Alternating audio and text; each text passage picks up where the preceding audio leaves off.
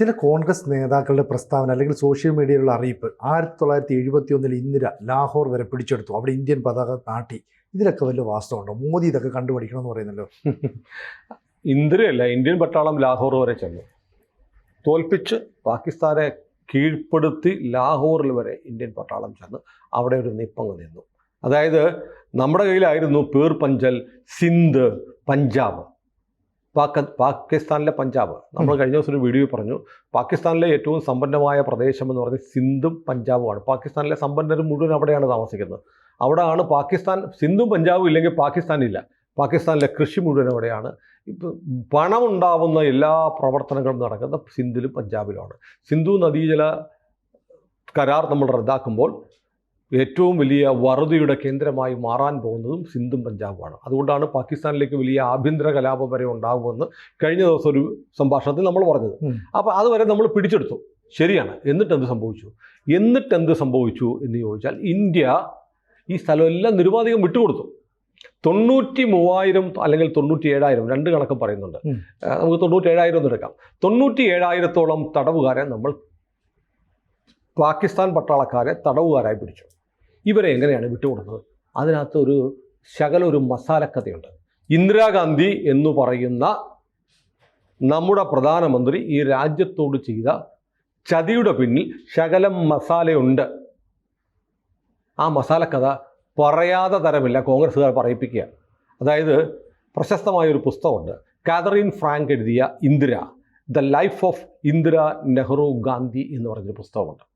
ഈ പുസ്തകത്തിൽ സിംല കരാർ ഒപ്പിടാൻ വേണ്ടി സുൽഫിക്കർ അലി ഭൂട്ടോ ഇന്ത്യയിലേക്ക്, സിംലയിലേക്ക് വന്നതിനെക്കുറിച്ച് വളരെ വിശദമായി വിവരിക്കുന്നുണ്ട്. അപ്പോൾ സിംലയിലെ രാജ്ഭവനിലാണ് ഭൂട്ടോ വരുമ്പോൾ ഭൂട്ടോയ്ക്ക് താമസ സൗകര്യം ഏർപ്പെടുത്തിയിരുന്നത്. അപ്പോൾ നമ്മൾ മറ്റു രാജ്യത്തെ പ്രധാനമന്ത്രി, പ്രത്യേകിച്ചും യുദ്ധത്തിൽ തോറ്റെങ്കിൽ പോലും ഒരു രാജ്യം എന്നാലും മറ്റൊരു രാജ്യത്തെ പ്രധാനമന്ത്രി വരുമ്പോൾ നമ്മളെല്ലാ പ്രോട്ടോക്കോളും ഏർപ്പെടുത്തും. അപ്പോൾ രാജ്ഭവനിലെ ഒരുക്കങ്ങൾ നോക്കാൻ ഇന്ദിരാഗാന്ധി നേരിട്ട് വന്നിട്ട് അവിടെ ഇയാൾ താമസിക്കുന്ന മുറി പരിശോധിച്ചു. എവിടെയാണ് ഭൂട്ടോ താമസിക്കാൻ പോകുന്നത് എന്ന് പരിശോധിച്ചു. എന്നിട്ട് കാതറിൻ ഫ്രാങ്കിൻ്റെ പുസ്തകത്തിൽ പറയുക, ടോയ്ലറ്റ് വരെ പരിശോധിച്ചു ഇന്ദിരാഗാന്ധി. ഈ അയാൾക്ക് വന്ന് ഉപയോഗിക്കേണ്ട ടോയ്ലറ്റ് വരെ നല്ല വൃത്തിയായിരിക്കണം എന്ന് ടോയ്ലറ്റ് പരിശോധിച്ചു, കട്ടിൽ പരിശോധിച്ചു, കിടക്ക പരിശോധിച്ചു. എന്നിട്ട് അവിടുത്തെ ഡ്രോയിങ് റൂമിൽ നോക്കുമ്പോൾ ഇന്ദിരയുടെ ഒരു പൂർണ്ണകായ ചിത്രം, പ്രധാനമന്ത്രിയാണല്ലോ, ചിത്രം ഇരിപ്പുണ്ട്. ഉടനെ അയാളുടെ ഇന്ദിര സഹായിയായ PN ദാറിനോട് പറഞ്ഞു, ഈ പടം മാറ്റുക, എൻ്റെ ഈ പടം കണ്ടാൽ അയാൾ അതിൽ തുറിച്ച് നോക്കിക്കൊണ്ടിരിക്കും. ഇന്ദിര അന്ന് ചെറുപ്പമാണേ, അയാൾ അത് തുറിച്ച് നോക്കുക, അതുകൊണ്ട് ഈ പടം അങ്ങ് മാറ്റാൻ പറഞ്ഞു. അങ്ങനെ ഞാൻ വീണ്ടും പറയുന്നു, ടോയ്ലറ്റ്, കട്ടിൽ, കിടക്ക, മെത്ത, തലയണ എല്ലാം ഇന്ത്യൻ പ്രധാനമന്ത്രി നേരിട്ടു പരിശോധിച്ചു.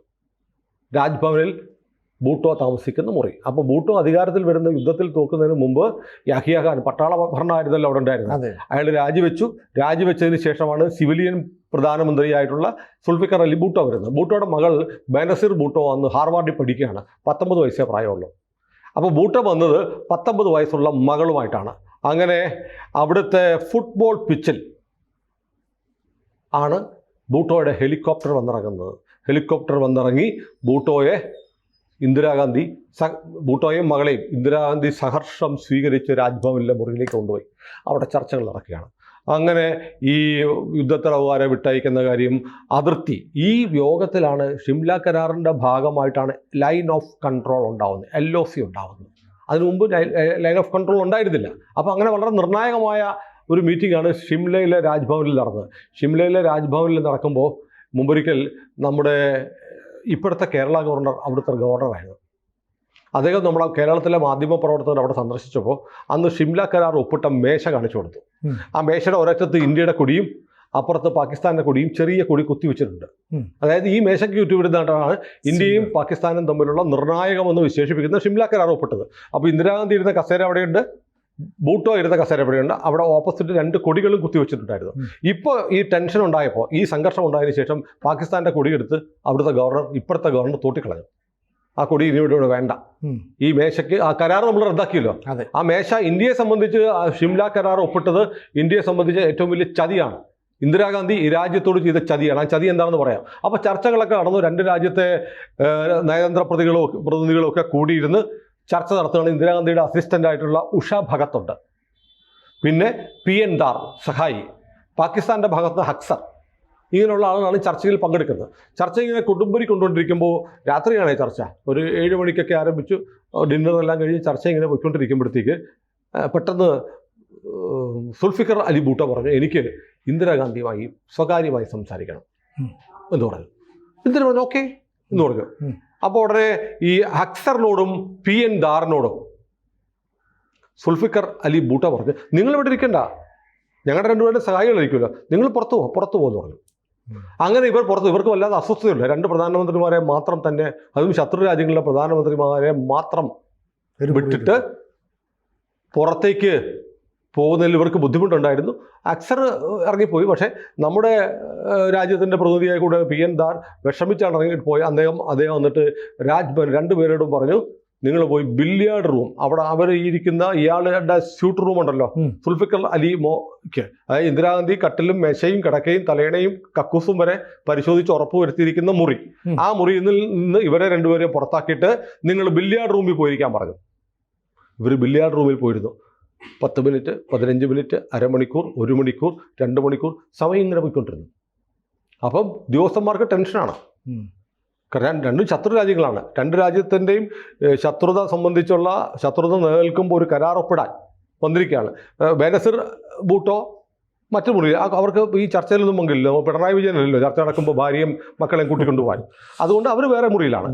അപ്പോൾ ഇങ്ങനെ ചർച്ച നടന്നുകൊണ്ടിരിക്കുന്ന അവസാനം 12:40 ആയപ്പോഴത്തേക്ക് കതക് തുറക്കപ്പെട്ടിട്ട് 2 പേരും ചേർന്ന് ഞങ്ങൾ ധാരണയിലെത്തി എന്ന് പറഞ്ഞ് ആ മേശയ്ക്ക് ചുറ്റുമിരുന്ന് കരാർ ഒപ്പിട്ടു. അപ്പോൾ അതിനിടയ്ക്ക് ഇവർ സ്വകാര്യമായി എന്താണ് സംസാരിച്ചതെന്ന് ഇന്നും ലോകത്തിന് അറിയില്ല. അതിനു മുമ്പ്, ചർച്ചയ്ക്ക് തൊട്ട് മുമ്പ് വരെ ഒരു തരത്തിലും യോജിക്കാതിരുന്ന കാര്യങ്ങളിൽ 1-2 മണിക്കൂർ അടച്ചിട്ട മുറിയിൽ ചർച്ച നടന്നതിന് ശേഷം വളരെ പെട്ടെന്ന് തീരുമാനമായി. എന്തൊക്കെയാണ് തീരുമാനം എന്നറിയാമോ? അതായത് ലാഹോർ വരെ ഇന്ദിരാഗാന്ധി, കോൺഗ്രസ്സുകാർ ഇവിടെ വാലുമുളപ്പിക്കുന്നുണ്ടോ, ലാഹോർ വരെ പിടിച്ചെടുത്തു. ലാഹോർ വരെ പോയ ഇന്ത്യൻ സേന തിരിച്ചു പോകുമെന്ന് തീരുമാനിച്ചു. യാതൊരു ഉപാധിയില്ല. എന്നിട്ട് എന്ത് ചെയ്തു? നമ്മൾ യുദ്ധത്തടവുകാരെ പിടിച്ച 97,000 പാകിസ്ഥാൻ പട്ടാളക്കാരെ ഒരു വ്യവസ്ഥയുമില്ലാതെ തിരിച്ചു കൊടുക്കാൻ തീരുമാനിച്ചു. അപ്പോൾ നമ്മുടെ 54 പട്ടാളക്കാർ കൊല്ലപ്പെട്ടു അല്ല, പാകിസ്ഥാന്റെ പിടിയിലുണ്ടായിരുന്നു. ആ സമയത്ത് അവരെ വിട്ടയക്കുന്നതുമായി ബന്ധപ്പെട്ട് ഒരു കാര്യവും, ഒരു തീരുമാനം എടുത്തില്ല. 93,000 വരെ നമ്മൾ കൊടുക്കാൻ സമ്മതിച്ചു. അങ്ങനെ പറയണം. അത് പറയുമ്പോൾ കേരളത്തിലെ കോൺഗ്രസ്സുകാരെന്ന് ഓർക്കേണ്ട ഒരു കാര്യമുണ്ട്. നിലമ്പൂർ കോവിലകത്ത് നിന്നൊരു പൈലറ്റ് ഉണ്ടായിരുന്നു, ഉണ്ണിത്താൻ. ഇന്നും പുറത്ത് വന്നിട്ടില്ല. ആ 54 പേരിൽ ഒരു മലയാളി ഉണ്ടായിരുന്നു, നിലമ്പൂർ കോവിലകത്തെ പൈലറ്റ് ലഫ്റ്റനന്റ് ഉണ്ണിത്താൻ. ഇപ്പോഴും വന്നിട്ട് മിസ്സിംഗ് അല്ല. പാകിസ്ഥാൻ ജയിലിലുണ്ടായിരുന്നു. പാകിസ്ഥാൻ ഇപ്പൊ 71-ലല്ലേ, 71 30 വയസ്സുണ്ടായിരുന്നു കൂടി, 10 വയസ്സുണ്ടാവും. പാകിസ്ഥാൻ ജയിലിൽ കിടന്ന് മരിച്ചു പോയിട്ടുണ്ടായിരിക്കും. ആ 54 പേരെ പോലും തിരിച്ചു വാങ്ങാതെ 93,000-ഓ 97,000-ഓ ഭടന്മാരെ തിരിച്ചു കൊടുത്തു ഇന്ത്യ. ലാഹോറിൽ നിന്ന് ഇന്ത്യൻ സേന തിരിച്ചു വാങ്ങി. എന്നിട്ട് എന്ത് ചെയ്തു? LOC എന്ന് പറയുന്ന ലൈൻ ഓഫ് കൺട്രോൾ അംഗീകരിച്ചു. അത് അംഗീകരിക്കുന്നതോടുകൂടി പാക് അധിനിവേശ കാശ്മീർ പൂർണ്ണമായും ആരുടെ ഭാഗമായി മാറി? പാകിസ്ഥാൻ്റെ ഭാഗമായി. അത് പാക് അധിനിവേശ കാശ്മീരിന് പുറത്തൂടെ പോകുന്ന വര ഇന്ത്യ കടക്കാൻ പാടില്ല എന്നായി. അപ്പോൾ ഇന്ദിരാഗാന്ധി ഇന്ത്യക്ക് എന്ത് ചെയ്യുന്ന പറയുന്നത്?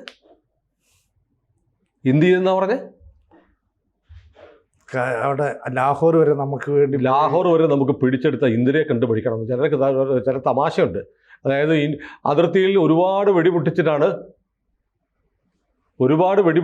നമ്മളിപ്പോൾ ലാഹോർ വരെ പിടിച്ചത്, അല്ലേ? അതെ. നഷ്ടപ്പെട്ടു കാണത്തില്ലേ? പക്ഷേ സുൽഫിക്കർ അലി ഭൂട്ടോയ്ക്ക് 2 മണിക്കൂർ അടച്ച മുറിയിൽ കിട്ടിയപ്പോൾ എല്ലാ വ്യവസ്ഥകളും മാറ്റിക്കൊടുത്തു ഇന്ദിരാഗാന്ധി. അത് എങ്ങനെയാണെന്നുള്ളൊരു ഉത്തരം കാതറിൻ ഫ്രാങ്ക് പറയുന്നില്ല. വരികൾക്കിടയിലൂടെ വായിച്ചെടുത്ത് ഉറക്കെ പറയണം. എങ്ങനെയാണ് ഇന്ദിരാഗാന്ധി അതിസുന്ദരനായ സുൽഫിക്കർ അലി ഭൂട്ടോയുമായി 2 മണിക്കൂർ ഭൂട്ടോ ആവശ്യപ്പെട്ട പ്രകാരം അടച്ചിട്ട മുറിയിൽ ചർച്ച നടത്തിയപ്പോൾ ഇന്ത്യയുടെ എല്ലാ താല്പര്യങ്ങളെയും ഹനിച്ചുകൊണ്ട് ജയിച്ച ഇന്ത്യ തോൽക്കുന്ന ഒരു കരാർ ഒപ്പിട്ട് ആ കരാറിനെ സിംല കരാർ എന്ന് വിശേഷിപ്പിച്ചത് എങ്ങനെയെന്ന് നമ്മൾ സംസാരിക്കേണ്ട, ചർച്ച ചെയ്യേണ്ട, ഓർമ്മിക്കേണ്ടുന്ന കാലമാണ്. എന്നിട്ടാണ് ഈ കോൺഗ്രസ്സുകാർ പറയുന്നത് ബൂട്ടോയെ തോൽപ്പിച്ച് വിറപ്പിച്ചു. ബൂട്ടോയെ തോൽപ്പിച്ചായിരിക്കും, ബൂട്ടോയെ തോൽപ്പിച്ച് വിറപ്പിച്ച് പിടിച്ചെടുത്തു. നമ്മൾ സ്ഥലമൊക്കെ പിടിച്ചെടുത്തു, തോൽപ്പിച്ചു. ബൂട്ടോയെ തോൽപ്പിച്ചു, പാകിസ്ഥാനെ തോൽപ്പിച്ചു, യഹിയ ഖാനെ തോൽപ്പിച്ചു, എല്ലാം പിടിച്ചെടുത്തതാണ്. പക്ഷേ എങ്ങനെ വിട്ടുകൊടുത്തു? ഇതിനുത്തരം കോൺഗ്രസ്സുകാർക്ക് പറയും. ഇത് ചോദിക്കാൻ ഇവിടെ ആരുമില്ല. ആർക്കും കതറീൻ ഫ്രാങ്കിൻ്റെ പുസ്തകത്തെക്കുറിച്ച് അറിയില്ല. അതുകൊണ്ട് ഈ ഒരുപാട് കാര്യങ്ങൾ ഞാൻ ഡിസ്ക്ലോസ് ചെയ്യുന്നില്ല. പുസ്തകം അവൈലബിൾ ആണ്. കതറീൻ ഫ്രാങ്കിൻ്റെ പുസ്തകത്തിൻ്റെ പേര് ഒരിക്കൽ കൂടി പറയാം. Indira, the life of Indira Nehru Gandhi. ഈ പുസ്തകം കിട്ടുന്നവർ വായിക്കണം. അതിൻ്റെ ഈ ബന്ധപ്പെട്ട പേജ് നമുക്ക് പ്രേക്ഷകരെ കാണിക്കാം. ഇത് നമ്മൾ രേഖ വെച്ചാൽ പറയുന്നത്. എന്തുകൊണ്ടാണ് ഇന്ദിരാഗാന്ധി സുൽഫിക്കർ അലി ഭൂട്ടോ വരുന്നതിന് മുമ്പ് അയാൾ താമസിക്കുന്ന മുറിയിലെ ടോയ്ലറ്റ് ഉൾപ്പെടെയുള്ള കാര്യങ്ങൾ ഇന്ദിരാഗാന്ധി നേരിട്ട് പോയി പരിശോധിച്ചത് എന്തിനാണ്? രണ്ടാമത്തെ കാര്യം, എന്തിനാണ് രണ്ട് രാജ്യത്തിൻ്റെയും നയതന്ത്ര പ്രതിനിധികൾ ഉൾപ്പെടെയുള്ള ഡിപ്ലോമാറ്റുകളും വിദേശകാര്യ വകുപ്പിലെ ജീവനക്കാരും ഇരിക്കെ നടക്കുന്ന മീറ്റിങ്ങിൽ നിന്ന് പെട്ടെന്ന് സുൽഫിക്കർ അലി ഭൂട്ടോ എനിക്ക് ഇന്ദിരാഗാന്ധിയുമായി തനിച്ച് സംസാരിക്കണമെന്ന് പറഞ്ഞത് എങ്ങനെയാണ്? അങ്ങനെ 1-2 മണിക്കൂർ ഇവർ തനിച്ച് സംസാരിച്ചതിന് ശേഷം അതുവരെ ഉണ്ടായിരുന്ന കടുംപിടുത്തങ്ങൾ ഇന്ദിരാഗാന്ധി ഉപേക്ഷിച്ചത് എങ്ങനെയാണ്? ഇതെല്ലാം കഴിഞ്ഞു, ചർച്ചയെല്ലാം കഴിഞ്ഞു വന്നിട്ട് പുറത്ത് വന്നപ്പോൾ മാധ്യമപ്രവർത്തകർ ചോദിച്ചു, is it A boy or girl? അതായത് ചർച്ചയുടെ ഫലം ഒരാൺകുട്ടിയാണോ പെൺകുട്ടിയാണോ എന്ന് ചോദിച്ചു. ആൺകുട്ടിയാണെങ്കിൽ യെസ്, ചർച്ച വിജയിച്ചു എന്നാണ് അർത്ഥം. പെൺകുട്ടിയാണെങ്കിൽ പരാജയപ്പെട്ടു എന്നാണ് അർത്ഥം. അപ്പോൾ ഹക്സർ പറഞ്ഞു അതൊരു ആൺകുട്ടിയാണ്, നന്നായി വളർത്തിയ നല്ല വിദ്യാഭ്യാസമുള്ള ആൺകുട്ടിയാണ്. അപ്പോൾ ഈ ചർച്ചയിൽ എപ്പോഴാണ് ഒരു ആൺകുട്ടിക്ക് ജന്മം കിട്ടിയത്, ജന്മം കൊടുത്തത് എന്നതിൻ്റെ ഉത്തരമാണ് ഇനി നമ്മൾ അന്വേഷിക്കേണ്ടത്. കൂടുതൽ വാർത്തകളും വിശേഷങ്ങളും നിങ്ങളിലേക്ക് എത്താൻ ABC മലയാളം സബ്സ്ക്രൈബ് ചെയ്യുക, ബെൽബട്ടനും അമർത്തുക.